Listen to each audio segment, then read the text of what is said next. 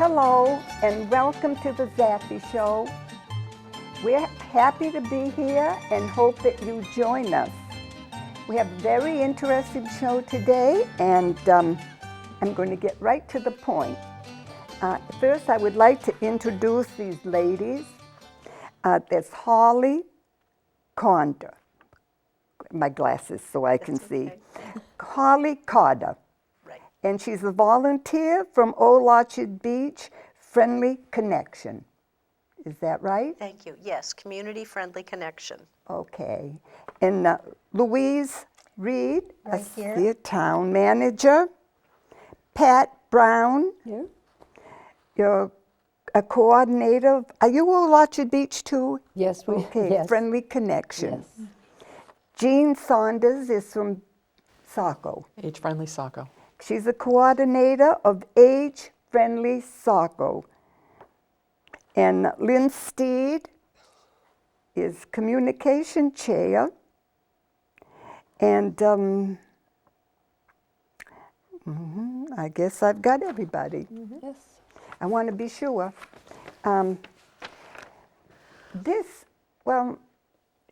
We're born babies, and then we become youngsters, and we become teenagers, and we age, and we get older all the time, and then we're elderhood, and we're elderly, and adulthood. This mostly includes elderhood because they're older. Am I right?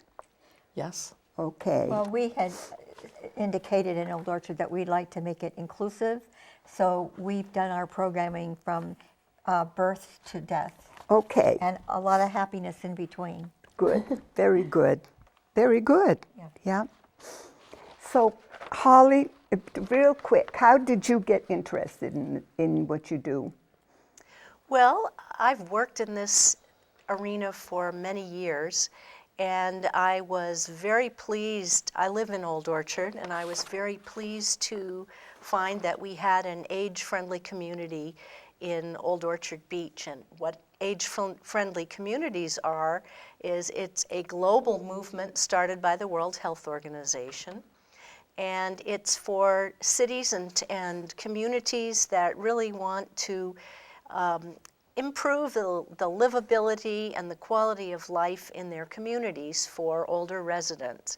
And as Louise said, in Old Orchard Beach, we're taking a broader view, and we're addressing all ages. But this is something I've been involved with for quite a while, and I was very happy to find that in my own town of Old Orchard Beach, that Louise, Pat, and we have another coordinator, Helene Whitaker, they were very active with, trying to make some changes in Old Orchard Beach so that our older residents and our residents of all ages could really improve the quality of life they had. I think that's wonderful. I really do. And Louise Reed, how did you get interested? Well, it's a subject that is very relevant in Old Orchard. We have an older population, and when the AARP came out with their age-friendly concept, we looked at it, and our town manager and our town council wanted to support that part of the initiative, and that's how we got involved. I'm going to say it again. I think it's a wonderful organization, and it's really needed. It is. And Pat, how did you get interested? Well, I do various volunteer work throughout town with different organizations and nonprofits. And then, excuse me, Louise approached me and our other co-facilitator, Helene Whitaker, and said, we would like to start this. And so Louise is our chair, and Helene and I are co-facilitators, and Holly is in charge of development. And what has happened is every time I do something for a community-friendly connection, it really fills my heart. And I realized that this was my passion, and I still am working with the other nonprofits, but with the focus of being age-friendly and how to bring the youth and the seniors, the older adults together and that kind of thing. So it's everything I ever wanted to do. Very good. And now, Jean, how about you? And you're from Saco. Yes. And you spoke to me about this 3 years ago. Yes, exactly. We were on I the show. remember. We were on the show 3 years ago when we first started. Well, I come from a healthcare background. I worked for years in health administration. And after my children were raised, I decided that I was kind of looking for my second act and started volunteering in the town of Yarmouth and actually for their age-friendly process. And that's when I first started to really understand what this whole age-friendly movement was all about. And I realized, wow, maybe we could be doing this in the city of Saco where I lived. So I approached our incoming mayor. He was extremely excited about it. And so he made that one of his city council objectives, one of his goals for the upcoming year. So we went through the process in 2016 of becoming an age-friendly community, started the survey process, and we are where we are today as we continue our work to make Saco a more livable community for all. We have a mission statement, and we have part of the byline is Saco, a community for a lifetime, and we truly hope that will be the case for our residents, that they don't feel they need to leave our community, that we'll have the services to support them, to allow them to stay in their homes. That's needed. Yeah. And Lynn? I think that my desire to be involved is a bit more personal. I'm not from Saco. I don't have any relatives here, and I felt that if I helped build this organization, that when the time came that I was actually old, which I don't expect to happen anytime soon, and I needed some help, that maybe I would know how to get that help if I helped build the mechanism. And I love working with this lady here. That's wonderful. It takes a group of women. Leave it to the women to get stuff done. Men too. Oh, goodness. All right, Louise, why don't you tell us about Old Orchard and... Well, as I understand, and I have to ask Pat the name of the, that is the #1 age-friendly community in the nation. You told me this morning. Oh, no, in the world. Right. Copenhagen. Copenhagen is the #1 yes. addressing age-friendly situations. And I said, so Old Orchard must be #2, wouldn't you think? Anyways, it's very important in our community. We have an older community. And I think to have a vision of happiness, good health, being able to communicate with one another, because I think there's a lot of loneliness in age. To be able to focus on those things has been had great results in our community, and we want to make it even better. So, I can understand that. There are, even in Saco, it's an aging city.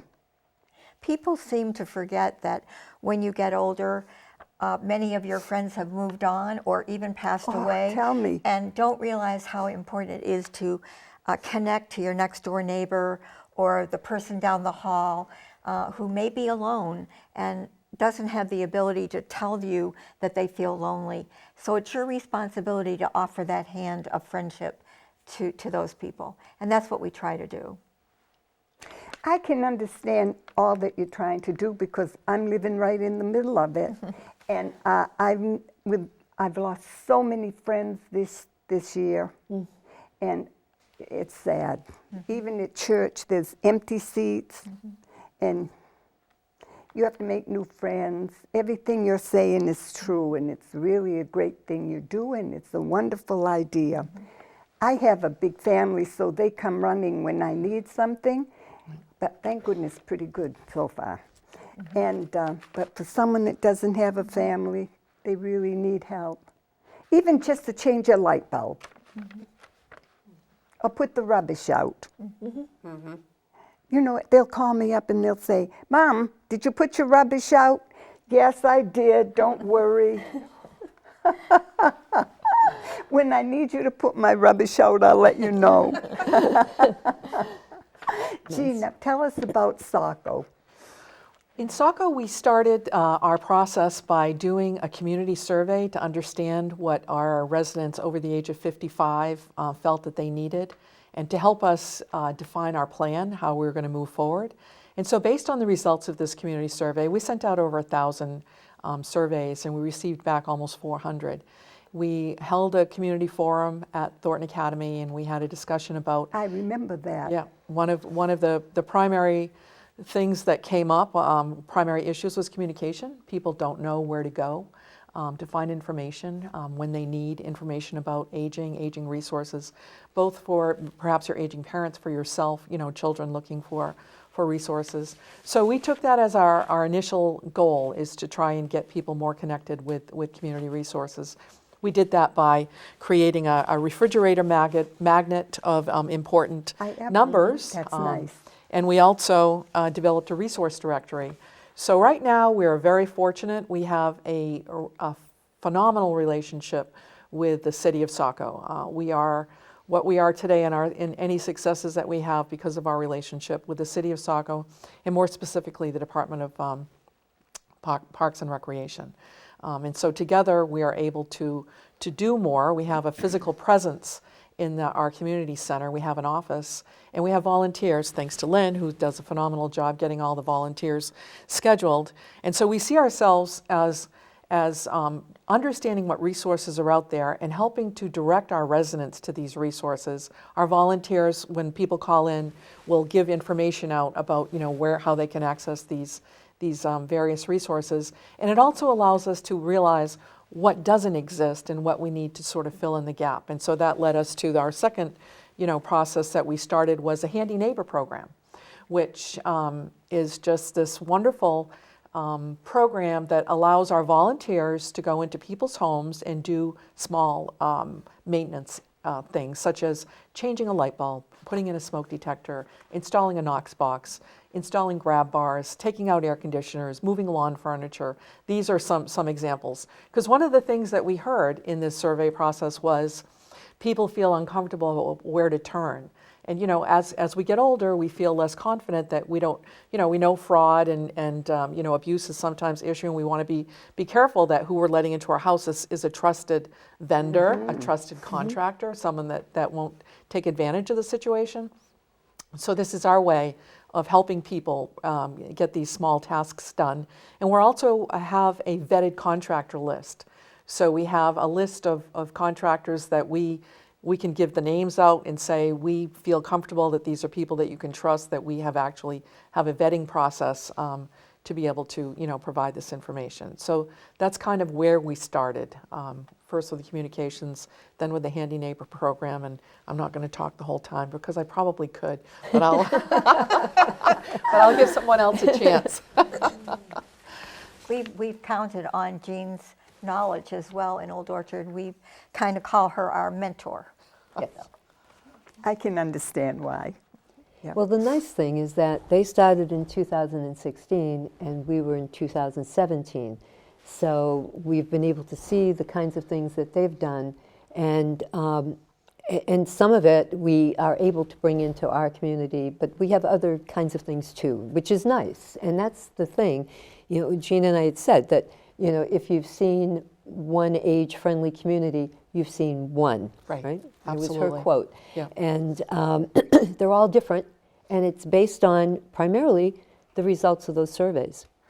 Right. We were really fortunate because Louise, we did our survey and we didn't mail anything.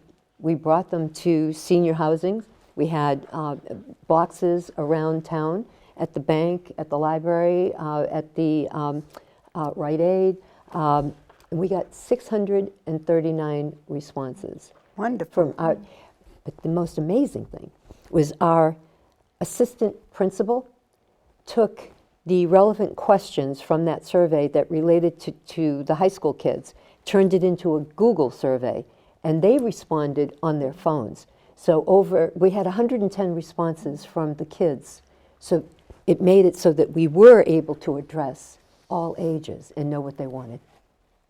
I think that's wonderful. Two things. Volunteers are needed, And on my email, it seems every organization is asking for volunteers. Yeah. And when you volunteer, you get something back too. Yes. And the other thing is, I think it's good for kids to know about old age. You know, I was shocked.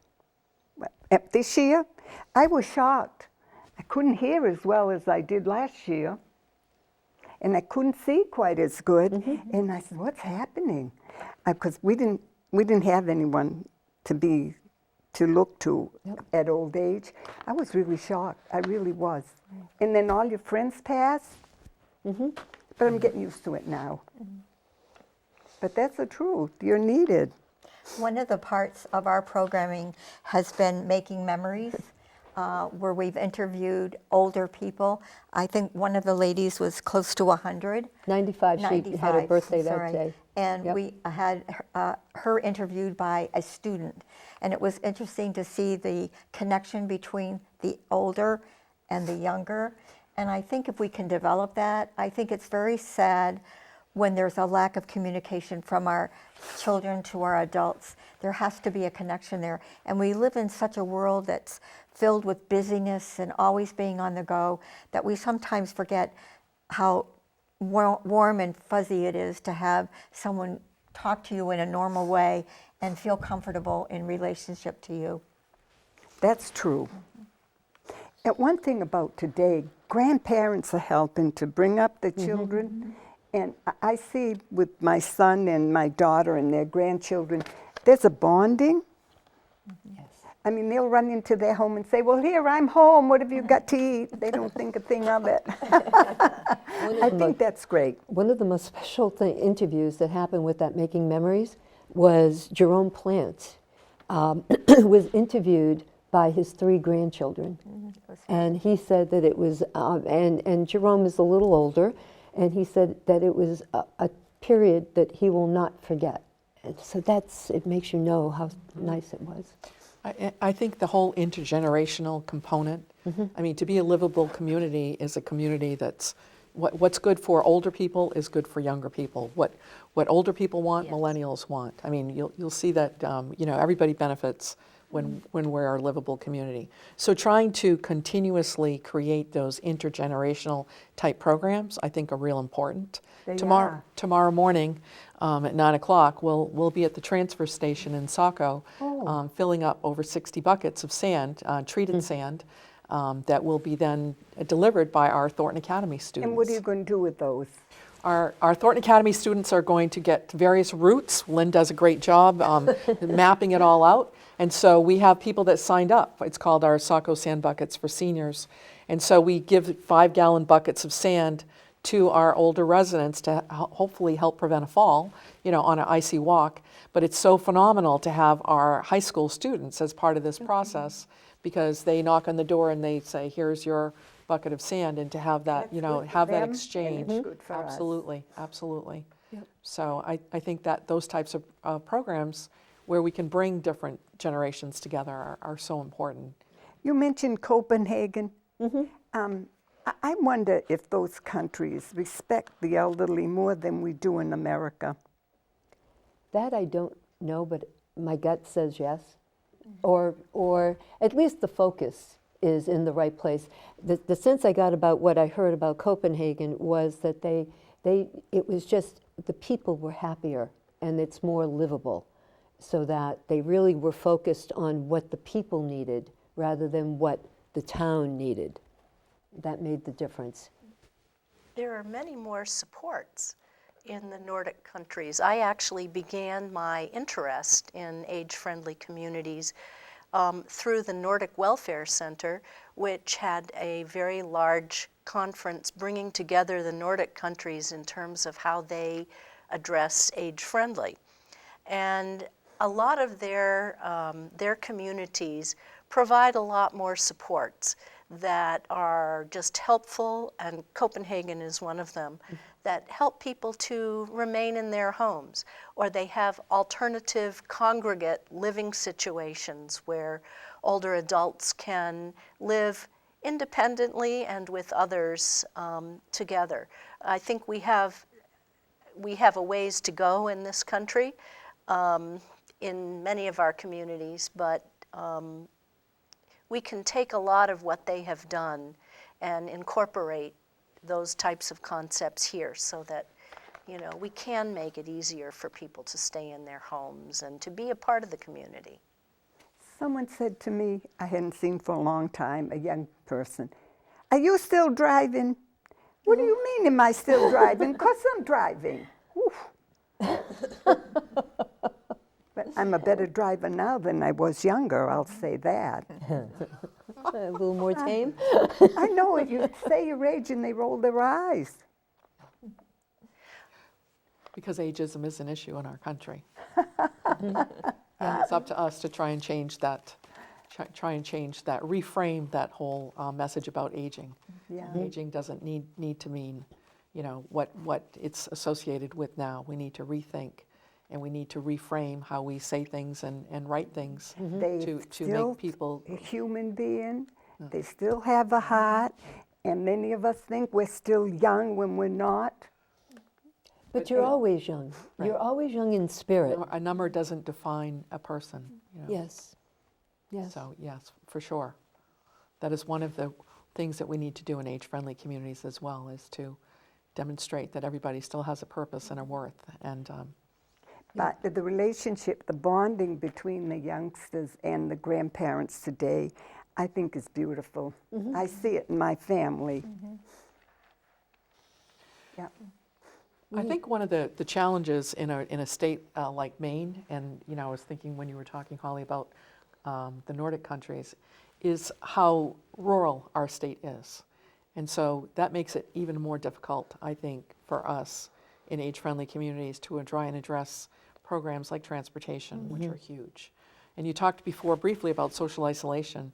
Social isolation, as we know, is as detrimental as smoking a pack of cigarettes a day for people that have no contact, you know, outside contact. We know that there are some older individuals that can go, you know, many days without leaving their homes and not actually even hearing a human voice. So, I'm sorry. Another thing is getting a ride. Yep. Many people need a ride. That's in both of our surveys that we sent out, I believe Saco as well, transportation was the #1 issue. And it is very difficult because even bus service or trolley service is limited to which area of town they go to, and how people can get to where the bus stops is an important thing It as is, well. and a lot of people have walkers and canes, and they need help. We've been working with shuttle bus. I'm on their board, and that's one of the big issues that comes up each week, each month at shuttle bus, is where the bus goes, where it stops, and where people, you know, the length of walking they have to get to the bus. So those are very important issues that are being addressed, or at least trying to be addressed. I too. And, you know, sometimes you do have family, but if they're working, Exactly. Right. Medical appointments, any of that.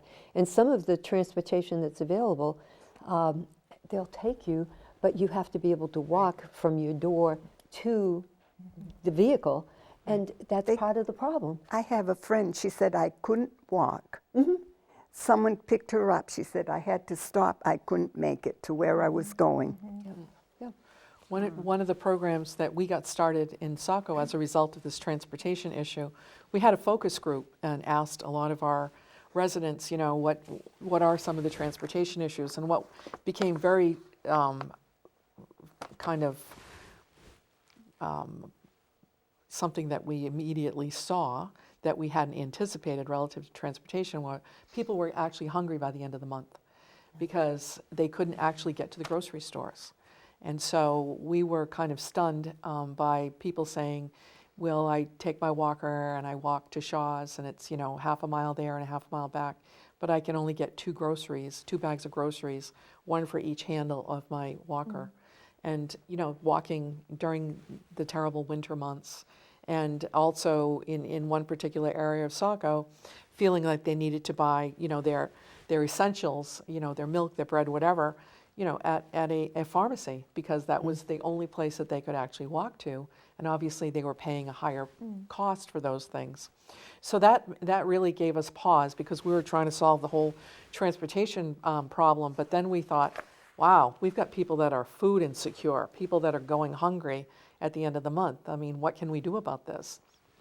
And that prompted us to get involved with two programs. The United States Department of Agriculture has a program where they will provide a 30-pound box of food in York County to anybody over the age of 60 that applies. There are no income requirements. You can sign up and you are guaranteed this box of food. But then what's the problem? It's delivered to a church parking lot, so people can't pick it up. So that's why, we came up with a program. Lynn has been instrumental in developing it to deliver the food boxes to the people. So right now we have how many, Lynn? 35. 35 of our residents See, that get just a these simple boxes thing on like that. a monthly basis. But in addition to that, we talked to Saco Parks and Rec and said, how can we get people to the grocery stores? And so right now we offer monthly trips to the grocery store using the Saco Parks and Rec van, and we go to two of our 55-plus communities, and we bring them to Walmart because they said, we don't get to go shopping, so we can get our food and we can get other essentials, at the same time. So it's, once you start this work, you think you have a plan. Well, we're going down this road, and then it's like, oh my goodness, we didn't realize that, we didn't know about this. So you respond to it. You try and take a different direction and respond to that need, and you're always finding new things to address and work on, because there's a lot of need out there. I applaud you for reaching out into the community and having these focus groups and uncovering the food issues. Those are issues that many older adults have, both for, food is expensive, but also the transportation that Jean just mentioned. But it's also often it's one of the invisible issues, because people may be embarrassed or they may be reluctant to talk about this. So that's one of the things that we try to do, I think, in both of our communities, is just to really reach out to the older populations, reach out to all of the people in the community to find out what are the issues and how can we try to improve. I like that word, invisible. Exactly, yes. Yeah. Voiceless. Voiceless, invisible. If I had to walk, I love lettuce. Yesterday, my lettuce would be frozen by the time I got home. And so wouldn't you? Yes. Plus, I'd be frozen. Yes. With the weather that we have, it can be very dangerous going out to walk even on a plowed sidewalk. It's very easy to slip and fall. Easy. I think we all have to be very aware of balance issues, as we're getting older. So I totally agree, and all the more reason for the sand programs. We have a similar program in Old Orchard. I wondered what they did with those. Sand for safety. Now I know. And it's the nice thing is that it is the combination. We have a program, the head of the program, Kathy Chasen, is our team leader for it, and it's called Senior to Senior. We're looking to change Senior to senior. Senior to senior, because we were focusing on senior high school kids and older adults. I see, yeah. But now we're learning that over the last year that it's all aged kids, because this Making Memories was a sixth grade community project. So it was a sixth grade class that interviewed 25 older adults.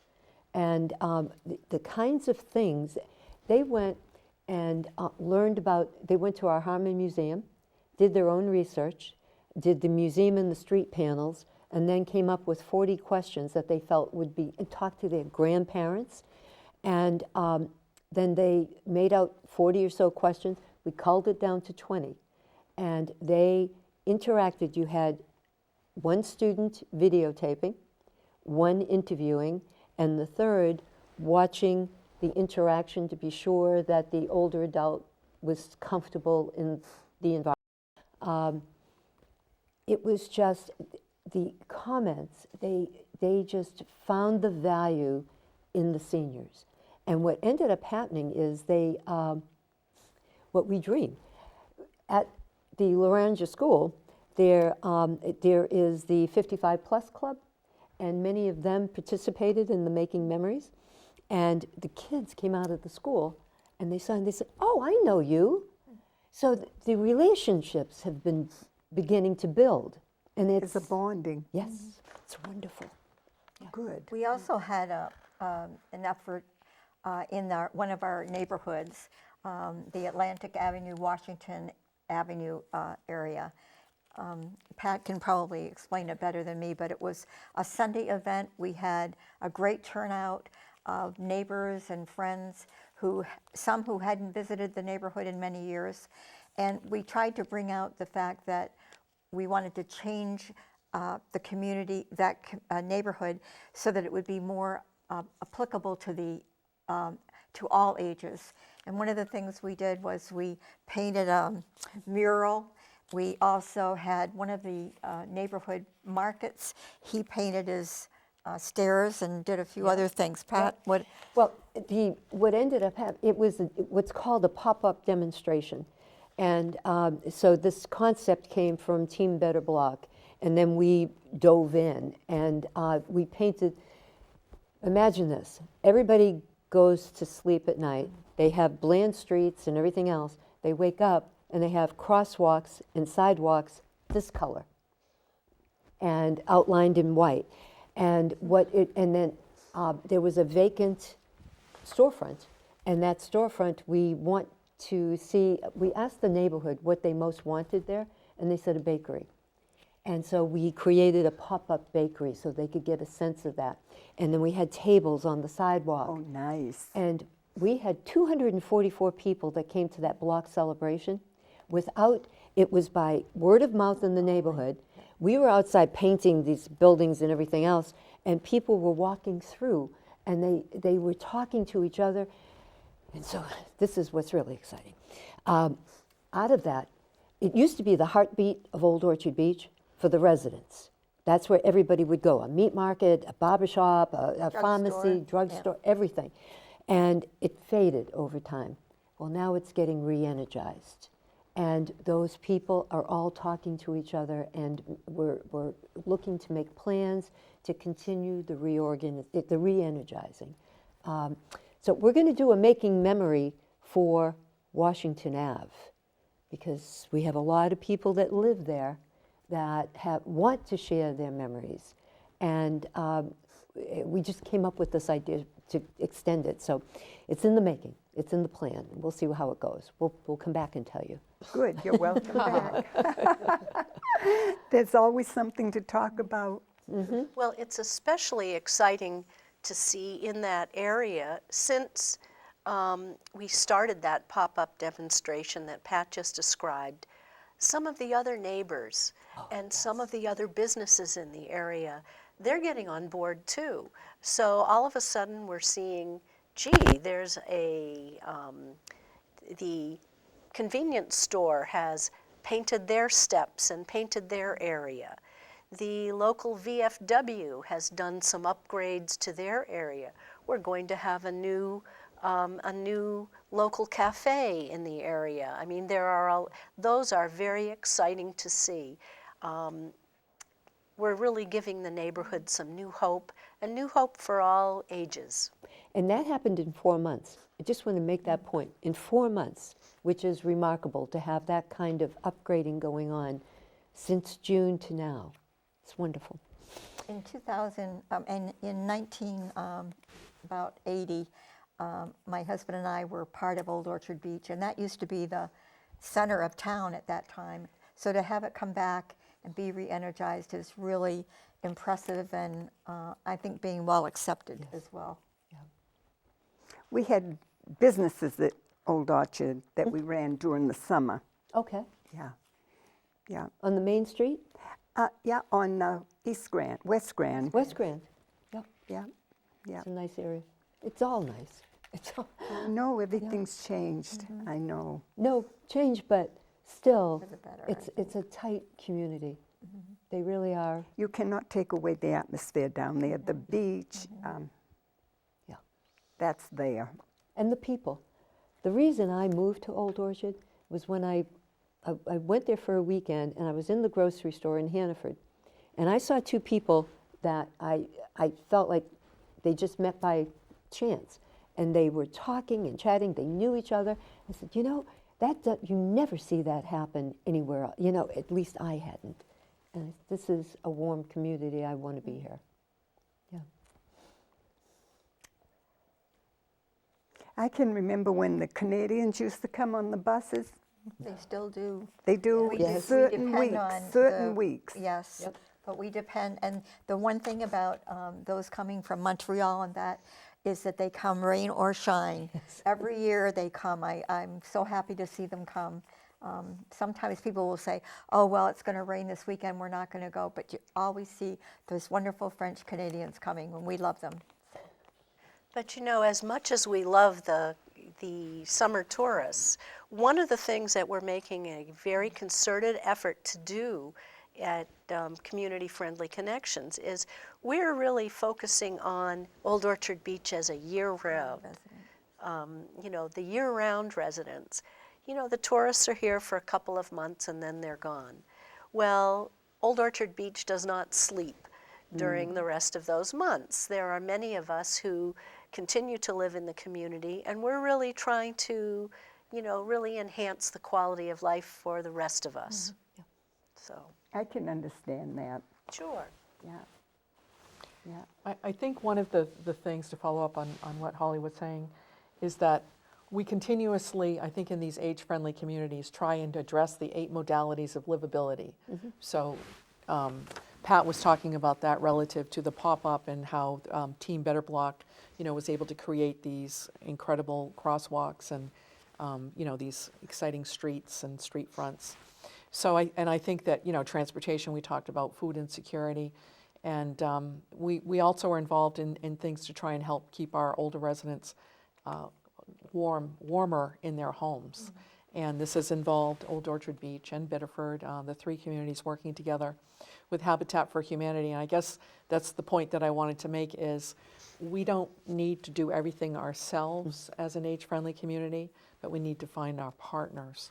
And so we've been very successful in creating this wonderful relationship with Habitat for Humanity. I brought for show and tell an example of the types of things that we have done to help out homes in Old Orchard Beach and Saco and Biddeford with Habitat in creating these window inserts. But it goes back to the whole intergenerational piece where we do this at Thornton Academy. We have all of our students that have become extremely expert now in creating these window inserts. So these are basically storm windows for people that don't have storm windows to keep their homes a little bit warmer, you know, during the wintertime. This is all free. It's a wonderful community event. And again, I think that's what age-friendly communities are all about, is creating community by having our high school students understand that, yes, we have some people that are chilly in their homes, and what can they do to help? And it's exactly what you said before, ZAFFIE. People like to feel a sense of purpose. People like to feel like they're making a difference. And I think that's what, you know, what we're here about today is trying to make a small difference, you know, in the lives of people, to help them stay in their homes as they age, to help our community come together as a community. It's the little things that you don't think about that someone will come in and do, and you think, gee, thank goodness. Yeah. Yes. And it can make a huge difference to someone. If you don't have to climb a ladder to change a light bulb, you may not fall off that ladder and break your hip and not Yeah, be able that's to the return thing. home. So Yep. yes, I mean, you can change the whole life course of someone's life, you know, just by very small things. So yes, small things can make a huge difference. Yeah. Well, and what will you be doing with you'll be driving around? Well, I was just thinking about, we have 2 social events a year that are, excuse me, they're dinner dances. They cost $5. We have a live band, and they get a full meal, which generally Atlantic Heights donates. And that goes to help people not be isolated as well. It's old music, so a lot of the people that come are older. And again, the rec center takes a van out to a couple of the facilities if people want to come to the dinner dance and don't have a transportation. So I think that's another nice thing that we do. And no one has mentioned the beach mat yet, but Jean won a grant from AARP out of a lot of people and got a beach mat that goes from the handicapped Say a bathrooms. beach mat. Yes, Yeah. it goes from the parking lot right by the handicap bathrooms all the way down to the high water mark. And the issue was mobility. And when we think of mobility, we were thinking mainly of older adults. But what surprised us delightfully was that young women with strollers also found it extremely helpful. And then one night, David and I went over to look at the mats, and there was a girl practicing acrobatics, doing cartwheels along the side of the beach. So that's another, I think that might be one of the things that we're most famous for in Saco, because it's so visible. It's at Bayview, and a lot of people have commented on it. One woman said, you know, I haven't been to the beach in years, and now I can go. Nice. And the beach is one of our biggest assets. It is. So it's great. Yeah, but see, that's another example of a small thing. I mean, that wasn't a big thing to roll a mat out and make the beach accessible for all, but it made a huge difference. The first day we put the mats down, we had a 99-year-old woman there who came and walked on the mats and sat on the bench and said exactly that. I have not been to the beach in years because I could not access the beach. And isn't that imperative on all of us to make sure that there's access for all? Yes. And we had a camp counselor at Saco Parks and Rec who uses a wheelchair, and every time her campers went to the beach, she had to stay in the facility because she couldn't access the beach. And so now she can. Now she can, because everybody deserves a day at the beach, especially when you live on such a beautiful beach. I know. Yeah. And the Rotary donated a wheelchair with great big balloon wheels that can also operate in the sand, and a walker too. A walker that goes in the sand? Yeah. Yeah, Oh, a that's- beach walker a with beach big walker. wheels. That's nice. Yeah. You know, I hope that our residents in Old Orchard Beach and Saco and Biddeford and all of the areas where we have age-friendly communities will know that there are programs and resources available to them, and reach out if they have particular needs to people like Louise and Pat and Lynn and Jean in these communities, and see what your age-friendly community can do for you. See what kinds of programs might be helpful to you. There's more out there and more every day that we're all trying to do to make, you know, our communities more livable. Right. Yeah, that's a good thing. It's a wonderful thing. When we first started out, our mailing list was probably maybe 100, 150, 200, and we're up to close to 500 now. We send out this newsletter to everybody that doesn't have email, and email it to those that do have email, and it's up to around 500 now. Nice. So Wow. that is one of the things that we're doing to try and make sure that everybody knows what's going on. And I would say probably 90% of the phone calls we get at the office are asking about resources. I think that's about 90% of what we do when we answer that phone. We also have, I've addressed that. I'm going to let Pat take this over again too, but we're getting an electronic signboard. Looks like we're going to get Yeah. funding. We're trying. But we started with, it's called What's Up OOB, and Kathy Chasen, again, she took that on. She reached out to every single nonprofit and social group within town, and each week, they send her the information. She puts it together, and we have a recorded line where they can call in, because we're trying to reach people that aren't familiar with computers. So they can call this recorded line and hear this message about what's going on. Then this message board is going to be right at Town Hall, and that's a three-way intersection that the whole world goes through, you know, if you're in Old Orchard. And we're going to be having the kinds of things that are on that information line on that electronic message board. Wonderful. Yep. So socialization, Not everybody isolation. can do technology. No, Yeah. no. Right. At this point, we mail out 190 of these letters to people that do not have a computer connection. And that's why we do that, because we know that not everybody's connected. It's beautiful. Well, our time is almost up. So if you have anything special you'd like to say it right there. Just thank you for giving us this opportunity. We really have appreciated it, and it's been nice to be with Jane, and because we get a lot of her ideas and we use them too. Yes. Likewise, likewise. I think making memories sounds very interesting. Yes. Oh, it's wonderful. Well, Holly gave me the idea for this program. Yes. Thank you, Holly. Well, it was a group choice, and I'm so glad you picked up on it I and thought it gave was us this wonderful. opportunity, ZAFFIE. And I'll call them my bosses, but they're really my friends, are wonderful. They're flexible and they're understandable, and I can't find fault with them. Wish I could.